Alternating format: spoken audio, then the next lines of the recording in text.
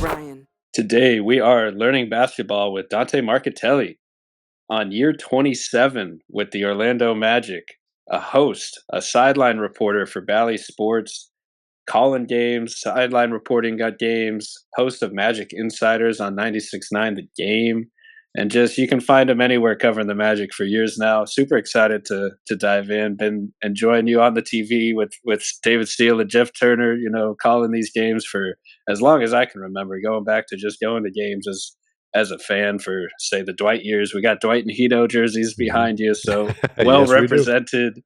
You can't get much better there. But before we dive in, how are you doing today, Dante? I'm doing good, Ryan. Thanks for having me, man. Looking forward to it. I appreciate the opportunity here, and it's been a lot of fun. Boy, you think about that, 27 years. We've had a lot of good teams along the way.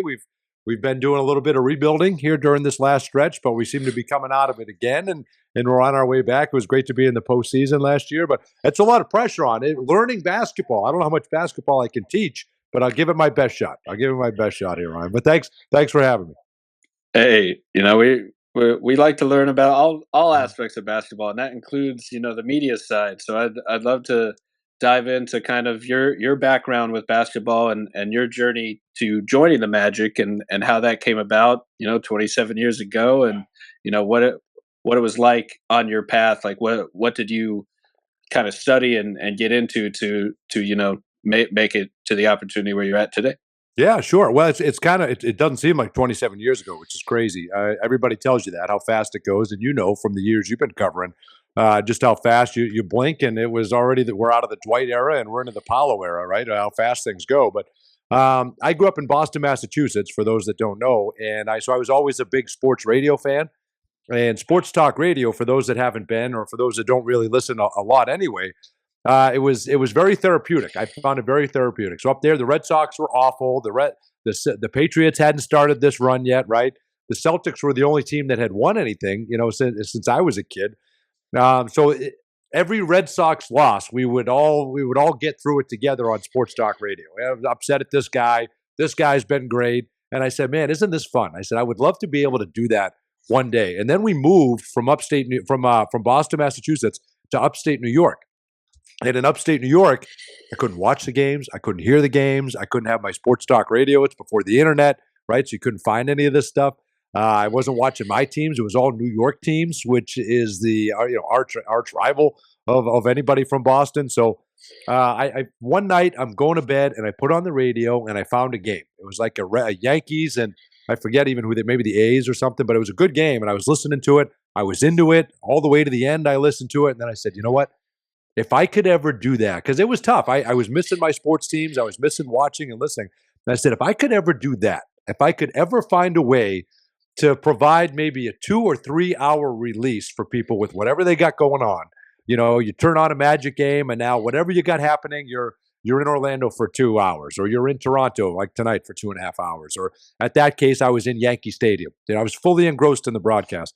So I said, how do I do that? Now, if I could be involved in that, never ever thinking play-by-play or hosting a pregame show, or not even thinking TV, Ryan. I was thinking if I could get radio somehow, then so that's what I went to school for. I finished high school. I went to school at Liberty University, which has gotten bigger here the last few years. It's kind of the football and basketball teams have kind of started to get on the national scene here the last couple of years. Played a bowl game last year against Oregon, which was crazy.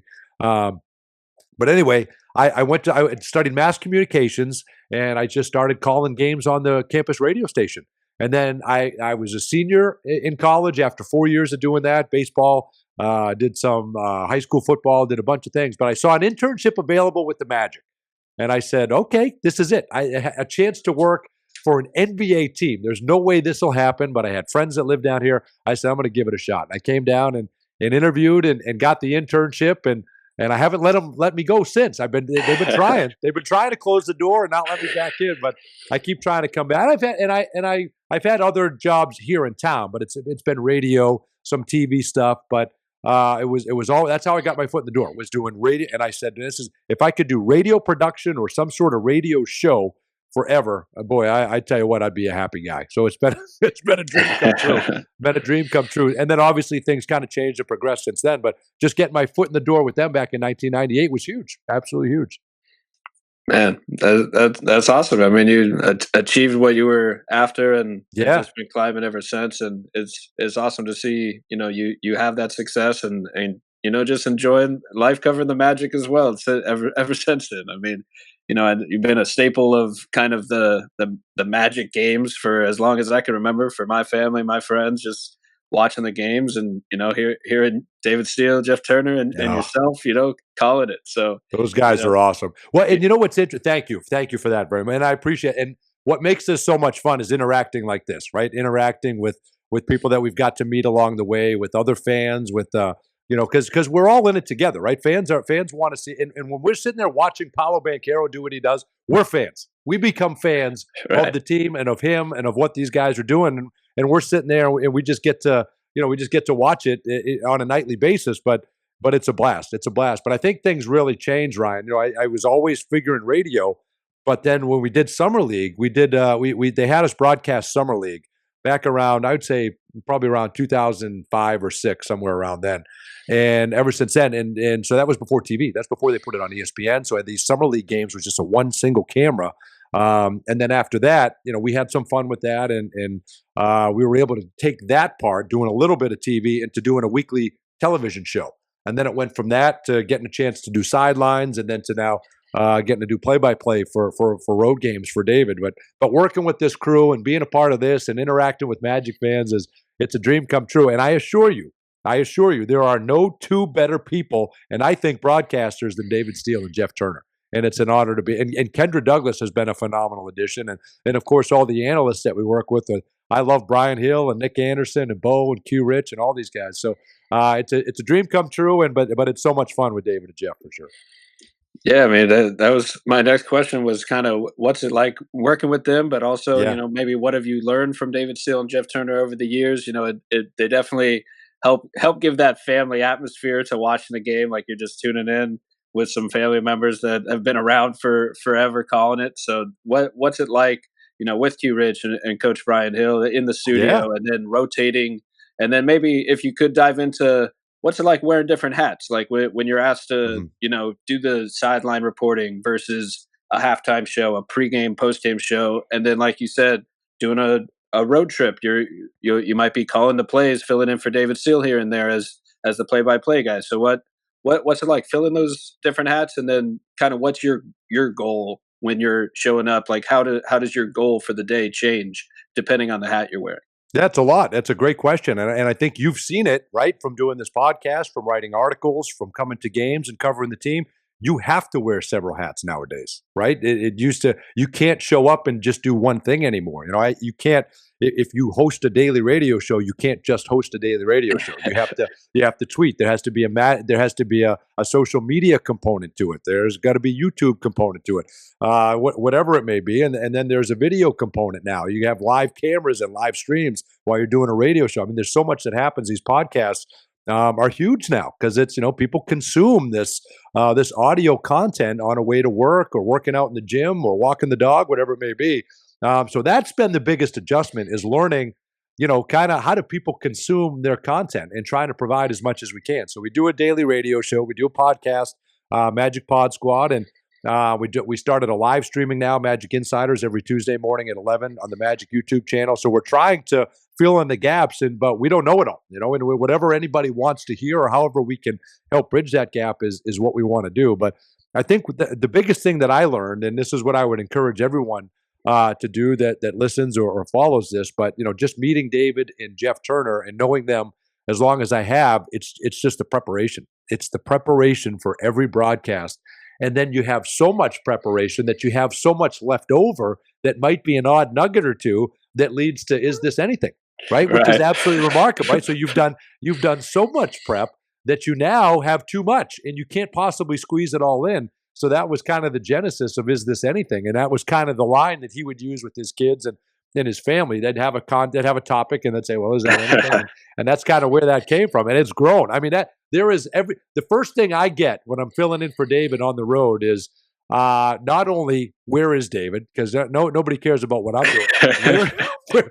Where is David, and what is this anything? Does it happen without him? I mean, that's what Jeff and I get on the road. It's phenomenal. It's become an animal unto itself, which is great. But it's that preparation, and I never forgot that. You have to you can't possibly know what's going to happen, but you have to prepare that the 15th guy on the roster might get in because of injuries or foul trouble or whatever, and might have the game of his life, right? So you got to be ready for that. What's his story? What's the background? So that's kind of the pride that kind of we all take is how do we tell the story of not only our players, but the opposing players? Because there's times we'll have opposing broadcasters come in and, when they ask about the Magic, and we'll say, well, here's the injuries. And, that, you know Franz? You know Franz? Say, what happened to Franz? Or what happened to Mo? I didn't see that with Mo.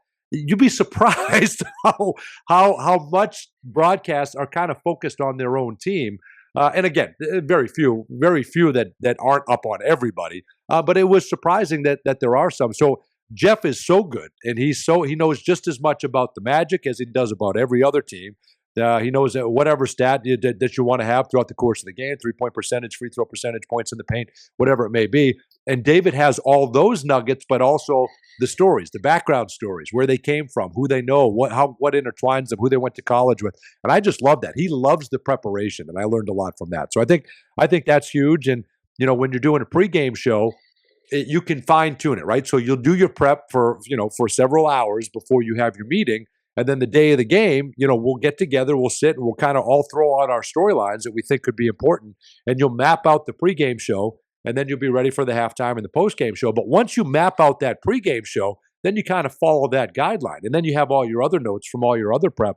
But when you're doing play-by-play, you have to be ready for everybody. And I think, and I think everybody that has done it would kind of tell you the same thing. So you try to find as much as you can, and you don't want it to all be numbers because you also got to have a fun conversation. And I think at the end of the day, we want people to turn it on and be like, oh, those guys sound like they're having fun.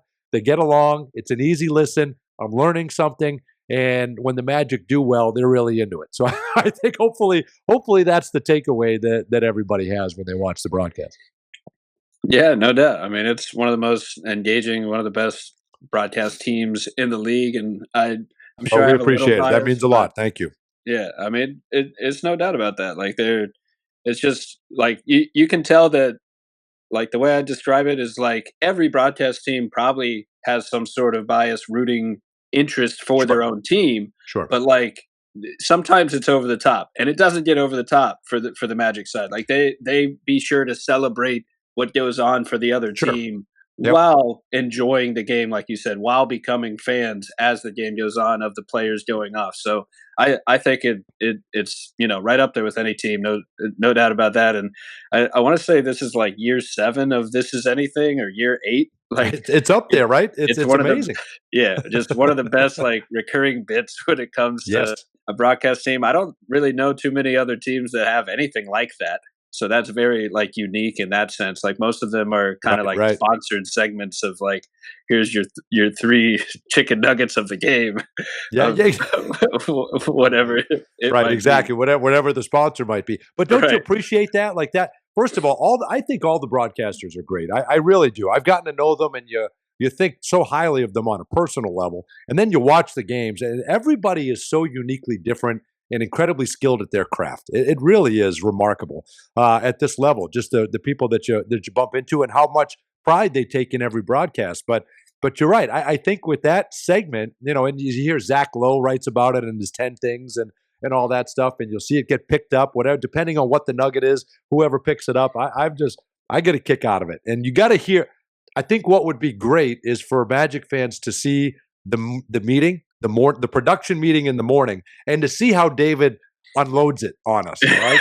Because he comes in with 4 or 5 things, and he never gives you the best one first. He's like, well, I kind of was thinking about this. I kind of was thinking about this kind of thing. But what I really want to do is all the words you can get in Scrabble from Minnesota Timberwolves. Like that's what that's it. That's the one. That's the winner. And he's remarkable. He's remarkable. Yeah. I definitely, I love how playful it is. Just like he teases at the, like, will they get the buzzer this time? Will they not? Like they play around with the truck is what they say, calling it. And it's just and Jeff does a great job too. Dynamic, because he kind of he's like, I can't just always go along with it because that then we're always pushing. So sometimes I brush back. Sometimes he goes, I'm already the villain because everybody loves it. It's never David's fault. It's always my fault or the truck. So now he just embraces it and has fun with it, which is great. Yeah, I mean, it's just a hilarious dynamic. Definitely love what you guys have been doing for years with them. And I was and one last thing that comes to mind is the Thanksgiving turkey days. I mean, I got to Oh give a yeah, shout. We should have brought out a turkey just for this pod to yeah, take that's a right. bite out of the leg. I mean, that's one of my favorite rituals. Is Glenn Davis taking a big bite out of it, or Jameer Nelson, whoever Vucevic had some. Yes, Dwight. yes. Everyone's doing it. So another great ritual of just and I think it's been you like this whole time, right? Like, Well, no, I got to give a nod to Paul Kennedy. That was Paul Kennedy's okay, brainchild.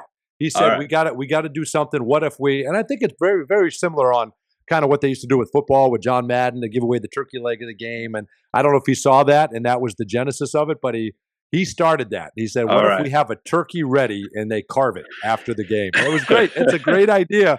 And then we've kind of just continued it on. And we've had guys that have kind of taken it up a notch with ripping the legs off, and Jalen making me take a bite this year, which I've never had to do. But it was fun. But at the end of the day, Ryan, I think what you're doing when you're telling the stories and when you're doing a podcast and what we're all doing on the telecast or what anyone does that covers the team is you're trying to show a human element. You're trying to show the side of these guys that fans can relate to. Because it's hard to relate to somebody making $50 million a year, that we only see for 3 months, 5 months out of the season. But we can relate to, what they're going through on a personal level, or a family, or when guys are struggling, or when Jalen said, no, sometimes I struggle mentally. I got to figure out things, or when somebody's injured, or when somebody, helps out someone in the community, buys a home for somebody. These are the great stories that we got to tell. And we're fortunate enough to do that. And Magic fans have embraced all of these guys. So I think that's what makes this so much fun too. Yeah, absolutely. I mean, humanizing the Yeah. athletes as the people they are is definitely a huge responsibility of the media, and just getting um, fans to kind of realize they're people too, and not just Right. as gambling gets really big, and they're not just some prop to bet on or something for their bet. That It's a good point. they're human beings that are out here playing basketball, and Right.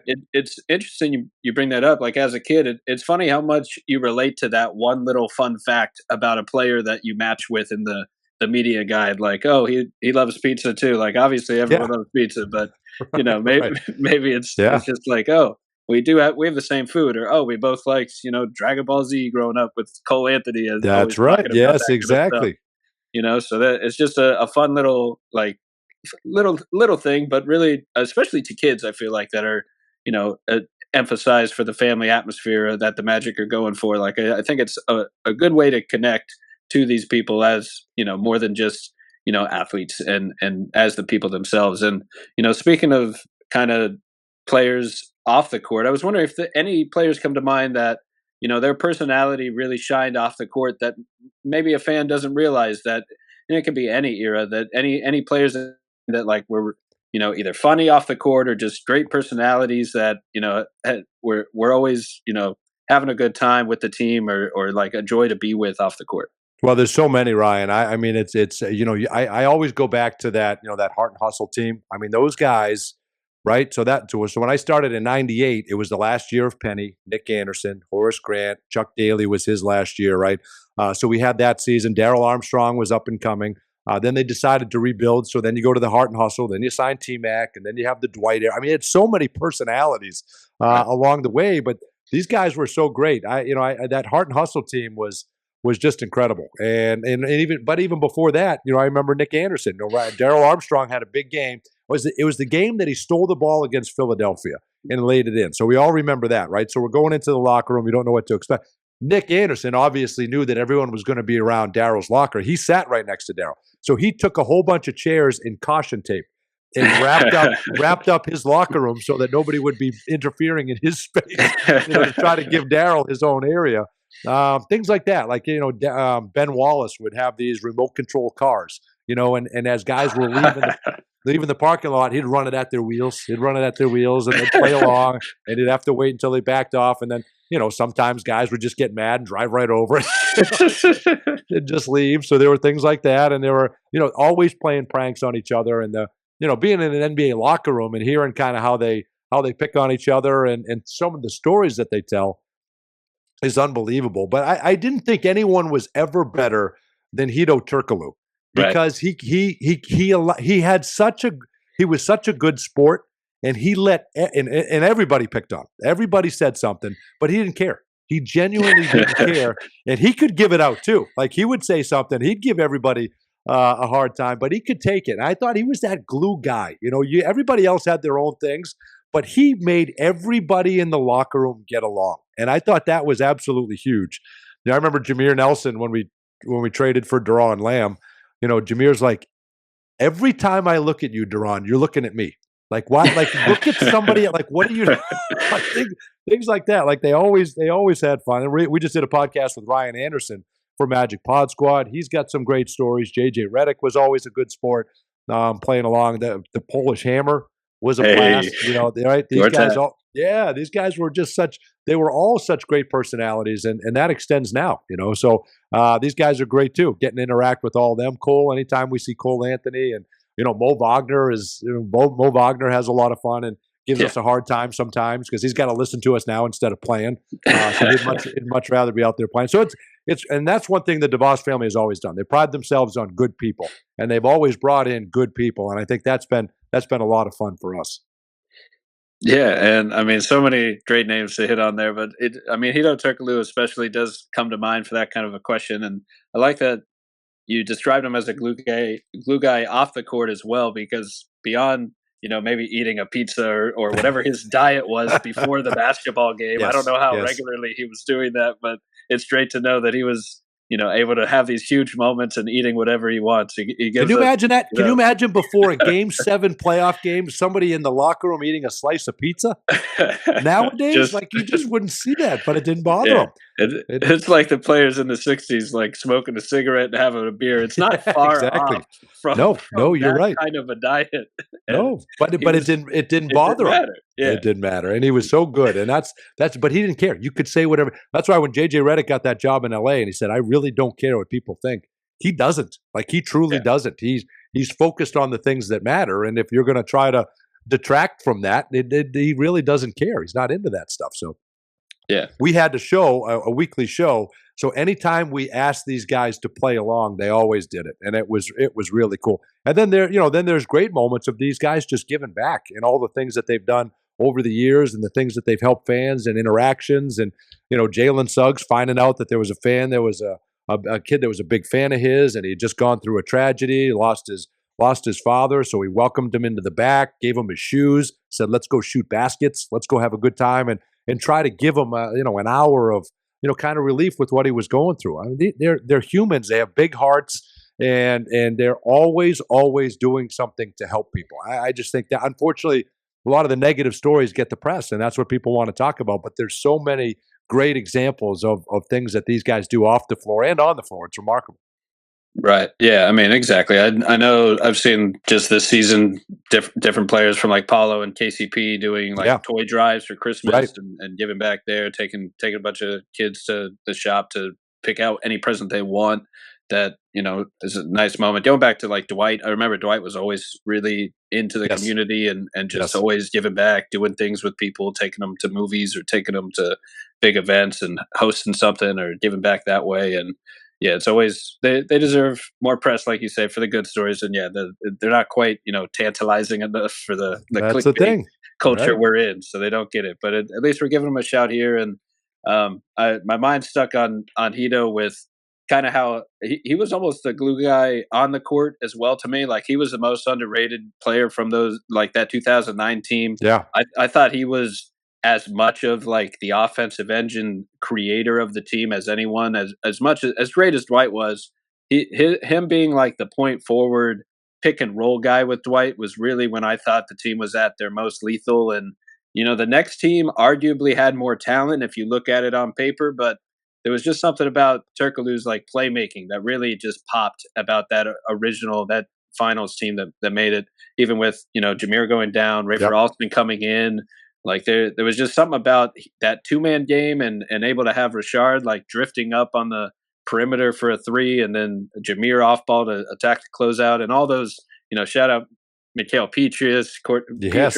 Yes. Courtney Lee, some all time Magic guys back then too. So just wanted to give Hedo some flowers. He should have got that fourth All Star, or He should have. something. He should have. Something should have happened there. Like he needed credit. I think he got Most Improved was kind of Yep. Yep. how He it did. was awarded. So at least he got something, but it's not quite the same. He should have been the fourth All Star. Well, and I agree. I agree with you. And he had as good a year as anybody. And we're forever grateful for Hedo Turkoglu. He's just a phenomenal human being and just so much fun to be around. Never had a bad day. Hated the cold. Hated getting up in the morning and going to practice.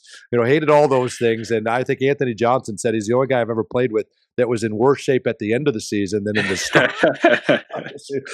But he would joke around. But he was so cerebral. And at 6'10", to be able to handle there was nobody that could handle the ball like he did at that size, but could also finish, could also pull up, could also hit the three, and it was always looking to get guys involved. I mean, it was just him and that team. They were ahead of their time, and that's kind of what started this. This four guys out. You had Dwight in the middle and four guys around the perimeter. Now it's five guys out, but they kind of started that. Let's load up. Let's have a dominant big, and let's load up with shooters. And Hedo was certainly one of those guys. Yeah, absolutely. They're definitely ahead of their time, and credit Stan Van Gundy and the front office back then, bringing in Rashard Lewis and Hedo, and kind of like Rashard accepting moving to the four when it was much more of like a bigger position. I suppose back then. So kind of taking one for the team, and I mean he thrived. He was became a walking mismatch with his shooting and quick first step out there to kind of be able to take them. So. It reminds me a little bit of the Hakeem Olajuwon teams as well, going back to the '95, I guess, with the shooting around him, and obviously D'Antoni Suns, and things have progressed since then. Yes, that's right. That's right. Much more modern space, but Stan Van Gundy and Dwight Howard and all those shooters are right up there with any of those teams and deserve a shout as a team that kind of it was trend setting to have two big point forwards that not. A little foreshadowing to this team with Franz and Paolo, some other point forwards that are around 6'10", doing the same thing. But shout out to those teams. Learning Basketball is a Swish Theory podcast hosted from Beyond the Arcade. Hey, that's me. You can find my work on Twitter, YouTube, Substack, and check out the team's writing at theswishtheory.com. Before we dive into this team, I wanted to give one shout out to Pat Williams. And, also shout out to John Gabriel. Hope he's doing great. They're Magic legends that, helped build these early teams. Pat obviously passed away this year, but, rest in peace to Pat Williams. Wanted to just honor him for a second and ask you kind of what his legacy in Orlando, because I know the fans, he is the Pied Piper of the Magic. Yeah. He helped bring the team here. He helped draft Shaq and Penny and build these teams. To me, he made the greatest trade in Magic history. You trade Chris Webber was an all-time talent, but you acquire Penny Hardaway. And was it 4 first rounders? Like something like 3 or 4 first. No, it was 4. I think it was 4 because he asked for 7. That was his famous line. That was the line. You're right. It got 4. There it is. And that's just the all-time trade to me and Magic fans. So just wanted to give Pat Williams a shout and kind of ask you what describes his legacy to you. Well, I think just the kind of person that he was. Not only was he a great mind for basketball, and he understood what it took to build a team and what you had to have, and valued scoring and shooting and personality and playmaking and all that. You had to have rim protection and all that. But it was the kind of person that he was. And, having known him and worked with him for over 20 years when I first got here, he was as interested, Ryan. This is what always stood out to me. He was as interested in an intern that we hired or someone that moved here from another organization. He just had this forever quest for knowledge, and he wanted to learn up until his last days. I mean, he just always wanted to learn and know what you were about. So he'd be sitting here and he'd be asking you questions, Ryan, what's your story? What are you about? Tell me, and he just was absolutely phenomenal. And I never forgot that. You have to know as much as you can about everybody that's around you. And I just thought that was incredible for as much as he'd accomplished, and he's a Hall of Famer as an executive and a contributor to the NBA and won a championship with Philadelphia, the last championship that they've won, right? So he's still a legend up there in that area. And to have as much compassion and concern and interest, genuine interest in other people, was amazing, and I never forgot that. And David Steele and Jeff Turner are the same way. Like that's what makes this all so much fun is how genuine those guys are. But it starts with the DeVos family, and then you had Pat Williams, you have John Gabriel, Alex Martins.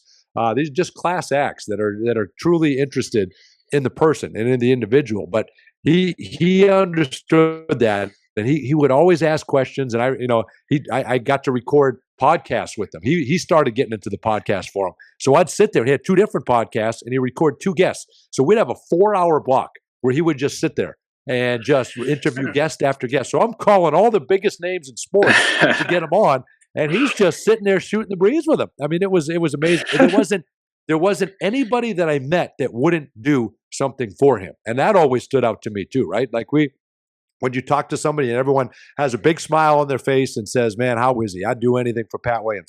That said a lot about his legacy, not to mention how smart he was and the teams that he could build. And you're right, orchestrating that trade. I mean, he's as genuine a guy as there was. And so we certainly miss him. We certainly miss him, and a class act to dedicate this season to him, no question.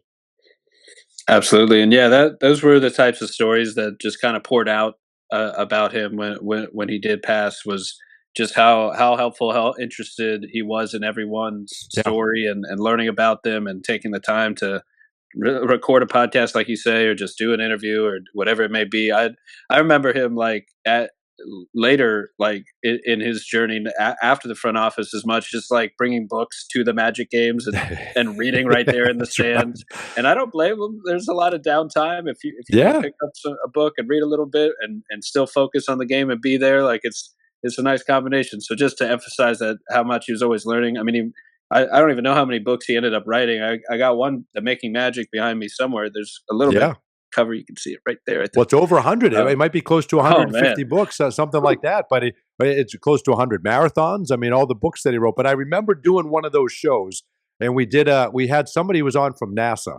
And you're right, Ryan. And he would come on, and we'd do an interview, and I don't know anything about it. We'd finish the hour, and the guest left, and he goes, "You're welcome, D." He goes, "And I said, "Welcome for what?" He goes, "Somebody is going to trap you at a party, and all they're going to want to talk about is space. And now you have something to talk about." That is fantastic. Thank you, Pat. Thank you. That was great. So he's looking for the nugget. And yeah, that's right. Forgot to mention Dr. J and Moses Malone, like that all-time team, like to get started, like to be the engineer of that team and then follow it up with Shaq and Penny a decade later is unfathomable, really. And that team was the one that went 16-0 in the playoffs. Fofo, or that's right. That's right. Yeah, fofo, I guess. Fofo. Yeah, that's right. There it is. But I mean, during the Magic, Lakers, Bird, Celtics to go undefeated in the playoffs was something special back then. So shout out to him. I'm a big fan of the front office type of thinking. Like I just love thinking about team building strategy and trying to find floor balance and, obviously giving credit to the players for making it happen and the coaches for getting them there. And also the front offices for putting those teams together and finding them. So transitioning to, Orlando's current front office, between Jeff Weltman, you've had John Hammond and now Anthony Parker, and that entire team. I was just kind of curious what stands out to you about their process, because they seem to do a great job of, targeting team first people that are for the team. And then most of these players bring two-way impact in some capacity. Like you'll find the majority of them are positive on both ends, and they make good team first decisions on the court, especially. So I was just wondering if you've noticed anything now that you've been up close with a few different front offices and obviously around the league, seeing different teams, what stands out to you about their process and finding people, finding players, and putting the team together? Well, I think you said it, and you're right. I've had a chance to see how a couple of different front offices operate and know a lot of people that have run their own teams since they left here and kind of knowing how their process works. But you're right. I think more than anything, they want to get the right person. They want to get the right person. And obviously you got to be skilled and you got to get the right skill at that position. But the right person, you hear Jeff Weltman say all the time, I bet on the person, right? So if you think the guy has incredible skill, if you do an interview, doesn't seem like they work or want it or about the right things, then you don't bet on that person. But if you think it's a Jonathan Isaac, you think it's a guy that has all the talent, has all the tools, and is about as quality an individual as there is, That's a guy you're going to bet on. That's a guy you're going to take a gamble on. That's a guy that you're going to pick up in the draft, 6 overall, and you're going to hope he develops. So you couldn't have foreseen the injuries and all that stuff, but that's a guy that you're going to continue to go to bat for. And they do that on and on down the line. You had a tough decision. Not everybody. It was not unanimous that it was going to be Paolo Banchero, right? Some people had Jabari Smith. Some people had Chet Holmgren.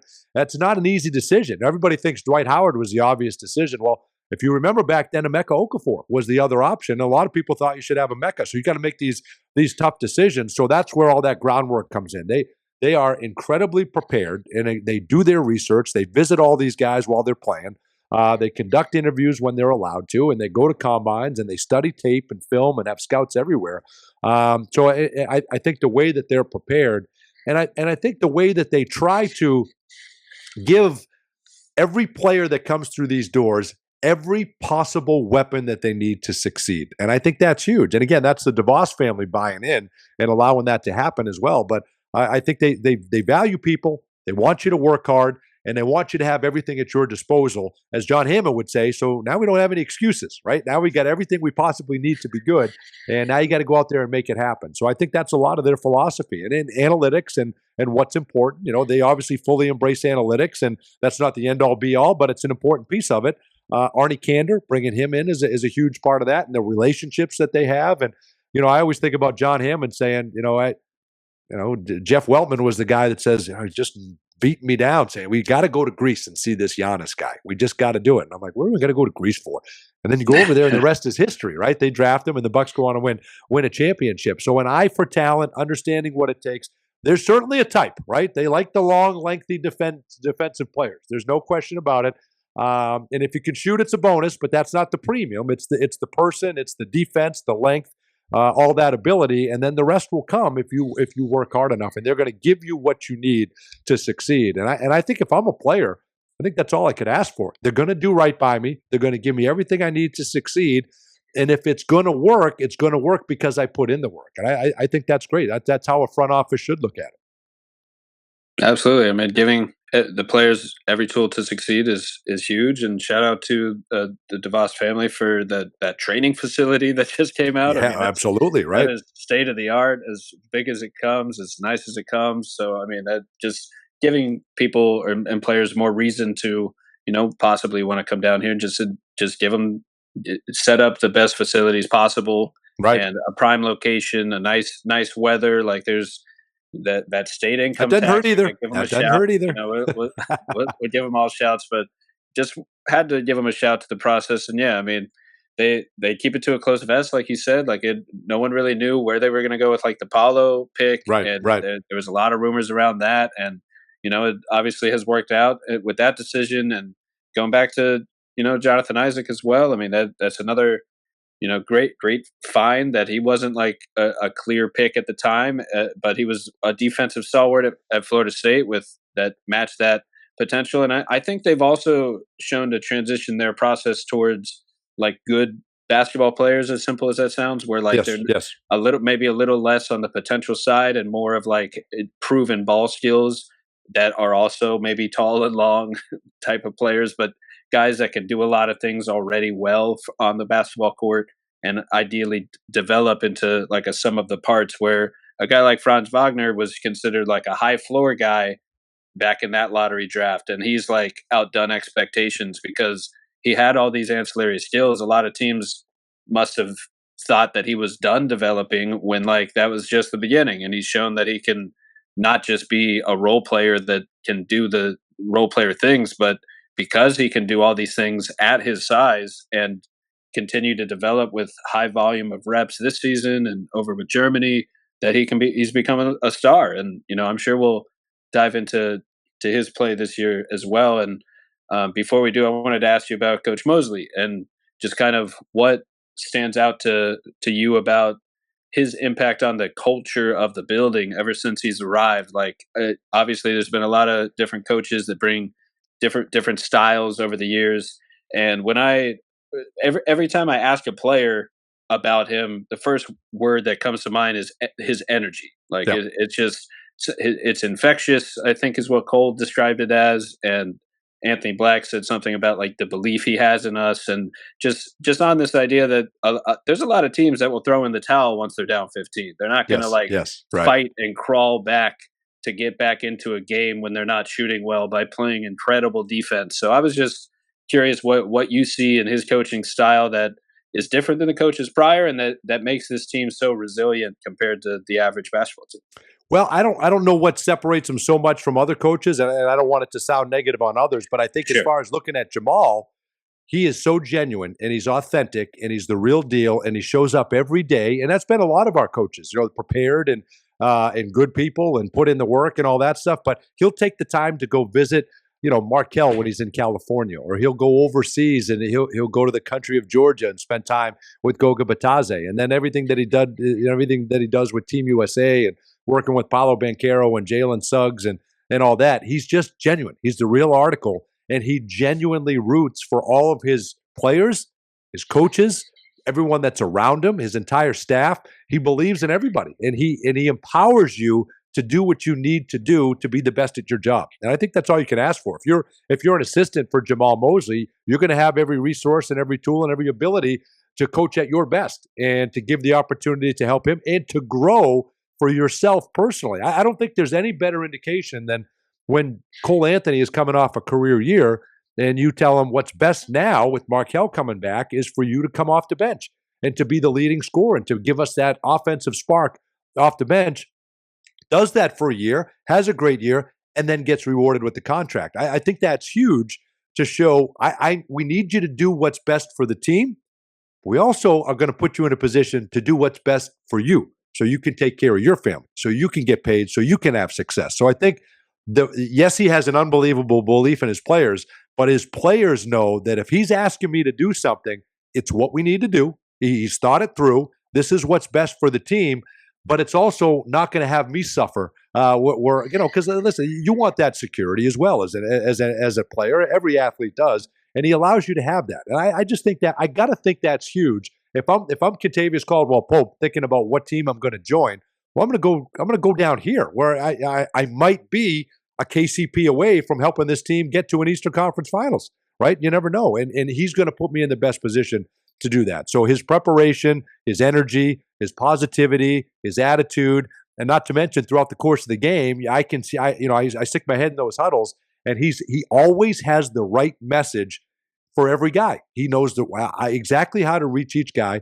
and X's and O's standpoint. Okay, this is what we got to do. Or sometimes you just got to put the chalkboard away and say, "Hey, they're beating us. They're beating us in every facet, right? We're not taking this game seriously. We got to crash the boards. We got to move the basketball." He's got the right message, no matter what time of the game. So when the game is close and you need to drop a big play, they're all ears, they're all eyes. They want to know who's getting the ball. They know that he's going to put them in a position to win, and that's why we think he's the coach of the year. I don't know how many teams, Ryan, could lose their two best players and still be 23-21. The same exact record we had this time last year when we were almost fully healthy.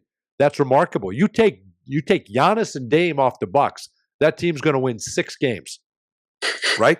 And that's no knock on Doc. They're designed primarily on those two guys. We have so much. We're so deep. We have versatility that goes back to Jeff Weltman, but we have a way to play, and I think that's what Jamahl Mosley instills. There's an expectation, no matter if you're Trevelyan Queen or Mac McClung or if you're Paolo Banchero, when you're on the floor, this is what we need you to do, and I think that's invaluable. Absolutely, yeah. Something about his communication, his positivity, just stands out. As a fan from home, like just the way he seems to uplift every player, be able to tell them the harsh truth without making them feel bad about it. Perhaps, that's right too. Like is something about that where like he knows how to communicate these guys, and I think it's a little bit of like modern player communication where like old school coaches might just yell at you until you do something different, whereas like he can share a harsh truth message without making you feel bad that you made a mistake or something like that. Because there's a relationship there. Because because this guy sat and had coffee with me back in my house that I grew up in Georgia. So he wouldn't have done that if he didn't genuinely care about me. So now if he needs me under the bat, you know what I mean? If he's got a message for me, it's going to be well received. So I think you're exactly right. You're exactly right. Yeah, and I wrote one article about the same idea, like 10 reasons Jamahl Mosley deserves Coach of the Year, and hit on some of these things we talked about, and kind of like, I mean, there's a ton of different aspects, but like the team is, at least was a few games ago. I assume most of these metrics are still true, but they were the best fourth quarter team, the best half court team, top 5 defense. They've, are obviously a resilient team, able to have all these comebacks. I mean, they had the biggest comeback in franchise history. Yes, that's right. Against the Heat, and then they did like another 20-point comeback like only a few games later. It was cool. My first media credentialed game was the one against the Suns, where Jalen Suggs got to take over in the fourth, and it was like highlight of my Magic, any type of Magic related work, definitely in my let's call it a career, where I got to ask Suggs after the game about his pick and roll development and the opportunity on the ball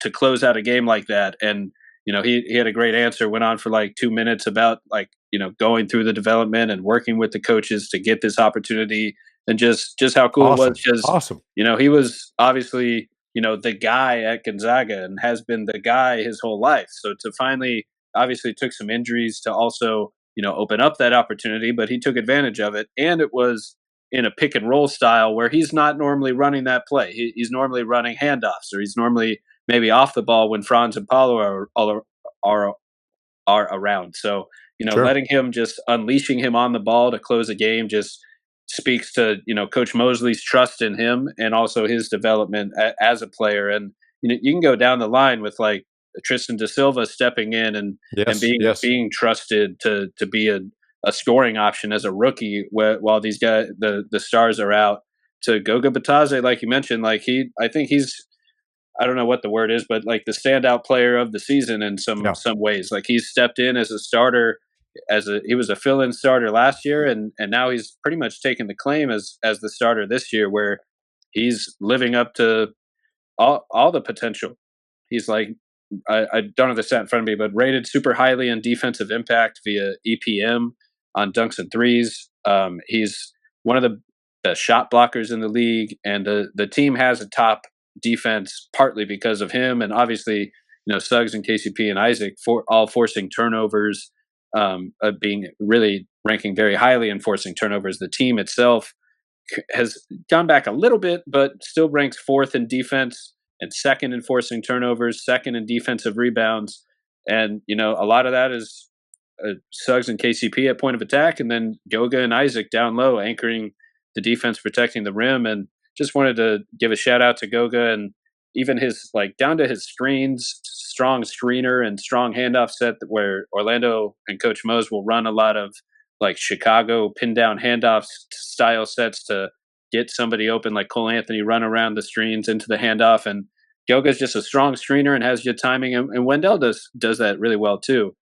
So just shout out to them. And if anything, I was wondering what else maybe you've seen with Goga Bitadze, and his value and growth to the team so far this season. Well, it's remarkable. And how about Jeff Weltman taking a chance on a guy that gets waived by Indiana? He's thinking he's going to have to go back to Europe and his NBA career is over.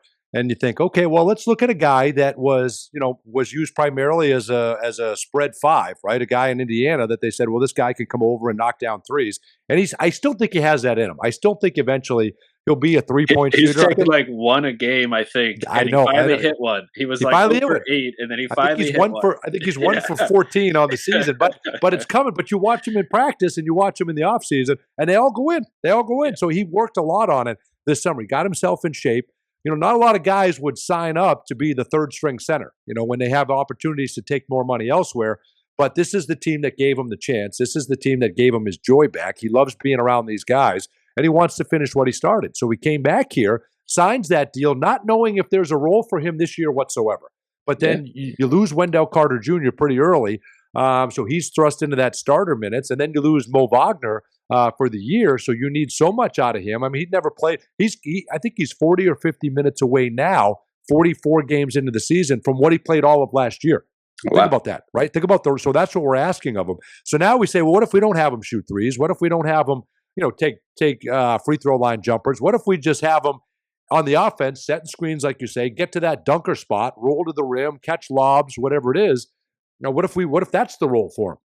What if we just ask him to defend and rebound? He's one of the best shot blockers and rim protectors in the NBA. I think he's third in block percentage, and he's one of the best defensive field goal percentages, not to mention top 10 in field goal percentage. So he doesn't do what he doesn't go out, he doesn't do too much, right? He doesn't say, okay, well, this is the night I'm going to go out and take step back jumpers. That's not his game. Right. He knows what his game is, right? Doesn't mean he can't add anything at any time. He's still young. I think he's 25 years old. He can add anything to his game offensively, but he knows what this team needs and he knows what we need out of him.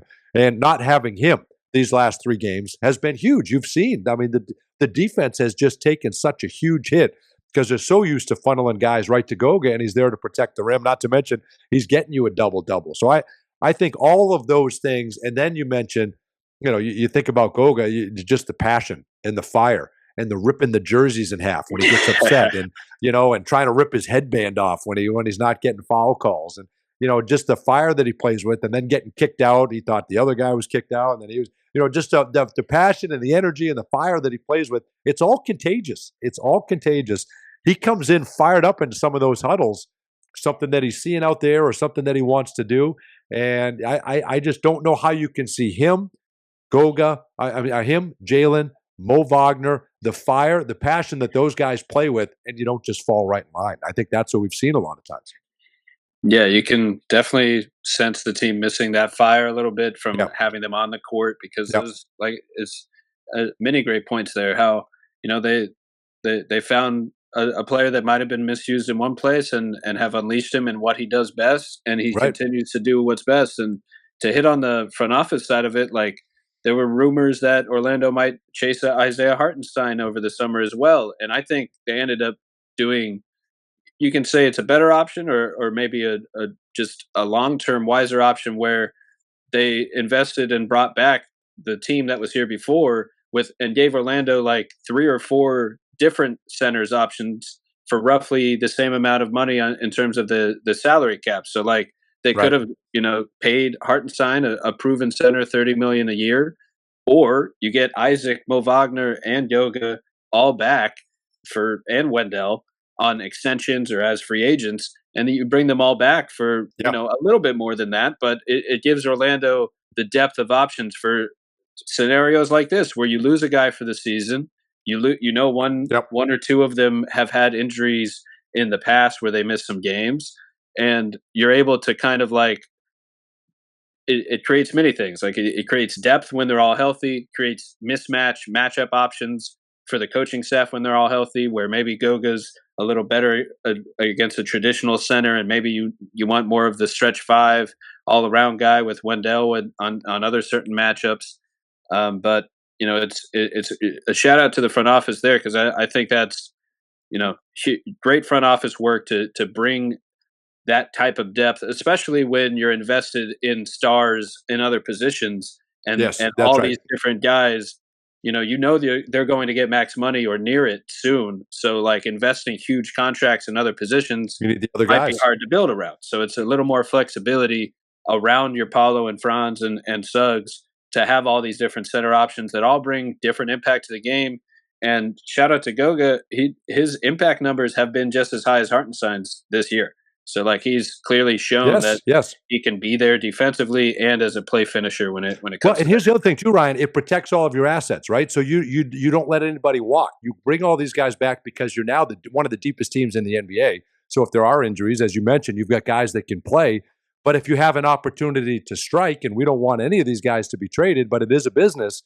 And Jakob Poeltl doesn't get you Kawhi Leonard, but Jakob Poeltl with DeMar DeRozan, with X, and picks, whatever it is, can get you that player. So now you have, if you decide to make a move or need to make a move or have to make a move, you've got so many options, and you can do it with just draft picks because you've stockpiled those as well, or you have assets that you can move if you want to, and you have depth. If somebody gets hurt or isn't playing well, you have competition at every position. So you've covered yourself all the way around, which I just think is smart business, and you also believe in all of these players.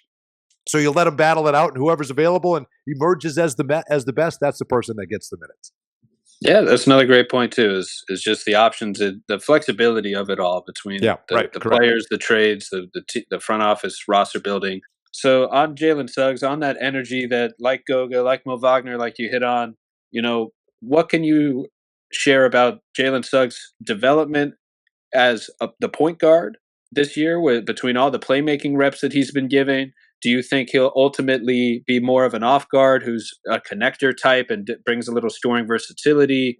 And just more generally, what he brings to the team, and like you hit on before, like his energy that I think a lot of these comebacks are also willed by that firepower that you hit on between Mo Wagner and Goga and Suggs, just locking down defensively, especially Goga and Suggs, and kind of willing their team to do it with KCP there, Anthony Black there, and so many positive impact defenders throughout the roster around these guys. He's your heart and soul. He's your energy. He's your guy. He's the heart. He's the lifeblood of this team.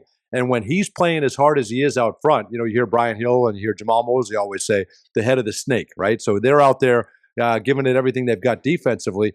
If you're the four guys behind that, you can't help but play hard. KCP is going to give you everything he's got defensively anyway, and Goga with his rim presence. But we've seen it elevate Franz Wagner, Paolo Banchero, Cole Anthony, whoever's on the floor, Wendell Carter Jr. We've seen all of them rise with Jalen, with Goga, with KCP.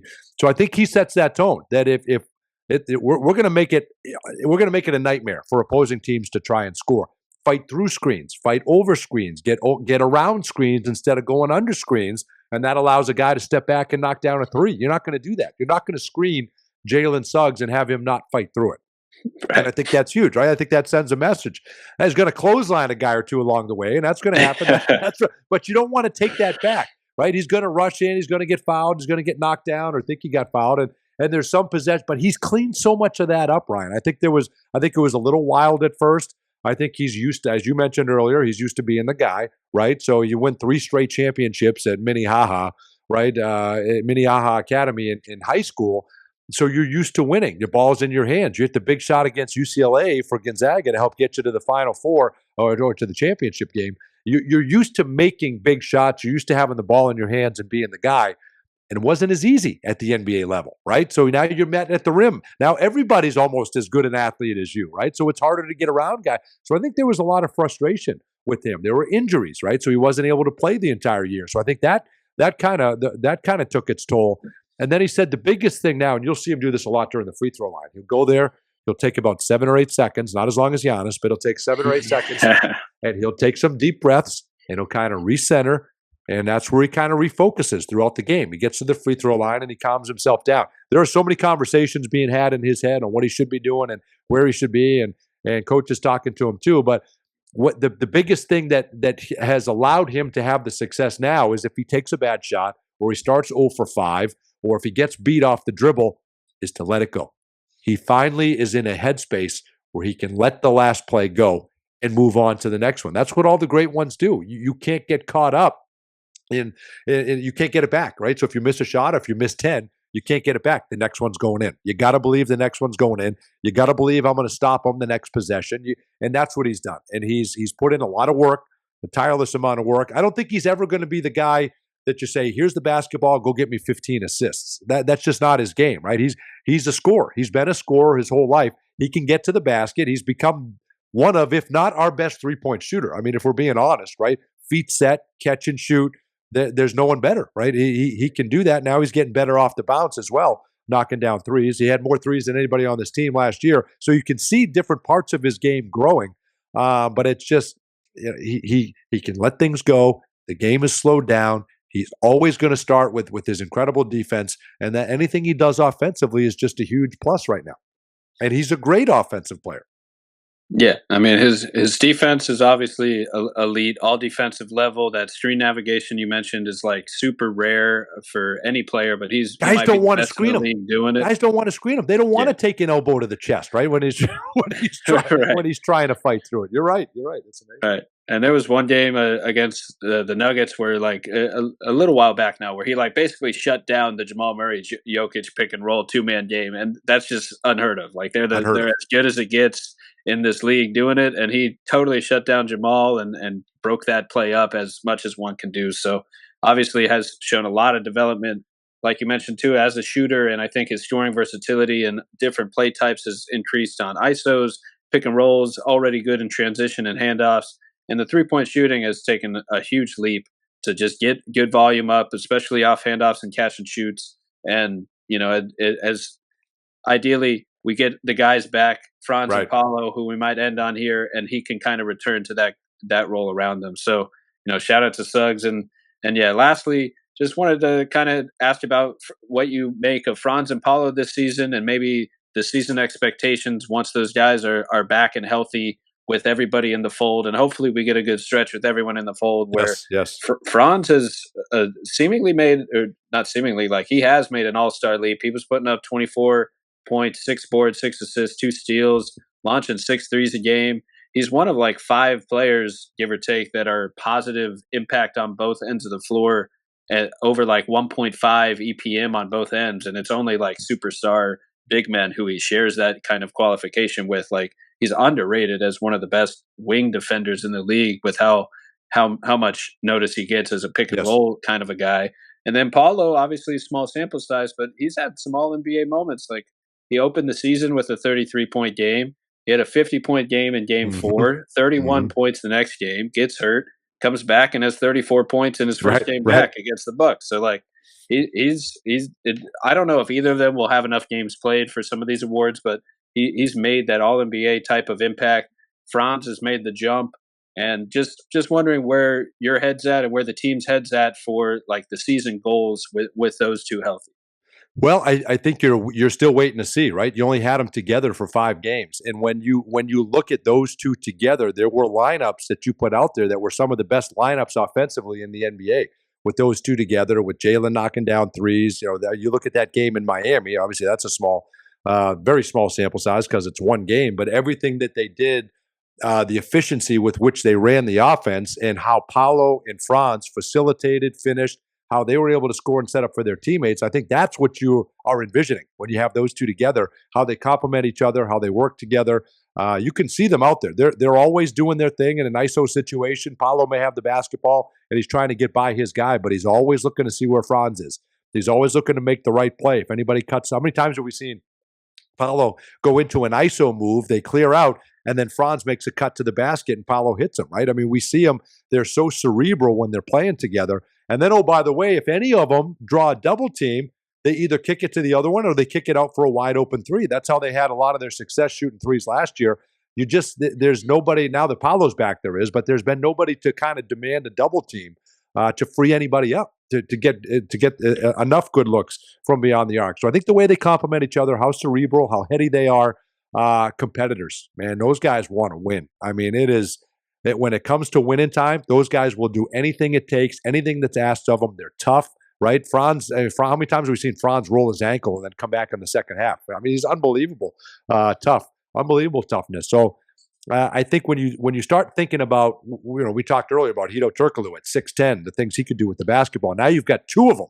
Now you've got Paolo and Franz that can both do those things, can both play make. And oh, by the way, quickly becoming 2 of the better defensive bigs at the 3 and 4 spots, right? With the way they're able to move and how they kind of work with Goga Bitadze. So I think the whole package together, I think the sky's the limit. We saw it in the last year against Cleveland. They just couldn't make enough shots. We just struggled so mightily offensively. But if you can get a rhythm and be more consistent, which both of them have, you saw that run. You mentioned that Franz went on. If he doesn't get hurt, he's an all-star. We're talking about that. And he still might be if you can win a couple more games and get that record up. I think you got to be a top 4 or 5 team to get an all-star. And maybe he hasn't played enough games, but we'll find out here in a couple of weeks. But I think those two together, the sky's the limit. Paolo's always going to be the one that gets a ton of attention, and that's who everyone's going to talk about. But Franz is he's right there with him. He is just as cerebral and heady and able to finish and make plays as Paolo is. So to have 2 of those guys is just unheard of. Just unheard of. Absolutely. And yeah, I mean, it's a luxury to have both, and it's nice to have one when the other one's not healthy, to have a reliable scoring option. But I just can't wait to see this roster with both of them out there and how everything kind of falls into play. Amen. Those 2 around. So I appreciate because we're leaking a little oil right now. We're leaking a little oil right now. We're taking on some water, and that's to be understood because these guys have given absolutely everything they've got. They have given everything they've got, but we're kind of limping to the finish line, and hopefully these guys are coming back soon, and they'll get us where we need to go. But it's a borderline heroic effort by everyone involved, right? To be sitting here at 23-21. And now you talk about the trade deadline. What are we going to do? Could we make a move? Could we package? Could we get an all-star? Or, yes, you could do all of those things. You could move just your draft picks and get somebody back. Or you could look at it like Goga, Franz, and Jalen. We're basically getting 3 starters back 2 weeks before the trade deadline. You could say that's probably good enough too, right? So we'll see what direction they go in, but it's going to be huge getting those guys back. Huge. Yeah, no doubt. I mean, like you said, it's a long season, halfway through it, and they're just trying to stay healthy enough to get a good run going. And yeah, leaking a little oil is a good way to put it recently. But they're and I'm sure losing some of your best defenders is part of that. Like it's tough to make up for everything all the time. It would be nice to not have the game, like every game have to be a miracle comeback where you will to victory. Like you want to see this team at full force, and I can't wait to see it. I know you can't wait to see it. And Magic fans are, Amen. They couldn't be happier. I got to make some shots. Second half of the season. Yeah. Let's please make some shots. I know it's coming. They're a much better shooting team than what they've showed the first half, and I think they're going to come out of it. Hopefully it starts tonight in Toronto. You got to score to win in the NBA. As good as defense is, you've got to score, and they can once they start getting those pieces back. Let's knock down some shots. We know they can do it. There it is. You already know. We know they can create them off those double teams and make the offense easier for everyone with Franz and Paolo back. So we need everyone healthy, and let's see what this roster has, because clearly they got the elite defense. They got two-star scorers. They have young two-way team first playmakers all around the depth and rotation. So let's see them all together. But I know you got to get out of here. I appreciate you taking the time today, Dante. It's been a lot of fun hearing your journey and background in basketball and diving into the Magic. Always fun talking Magic. My pleasure, man. Well, thank you very much for having me. This was awesome. I appreciate it, and I can't wait to do it again here next time. And keep up the great work. I hope to see you again here soon inside Kia Center.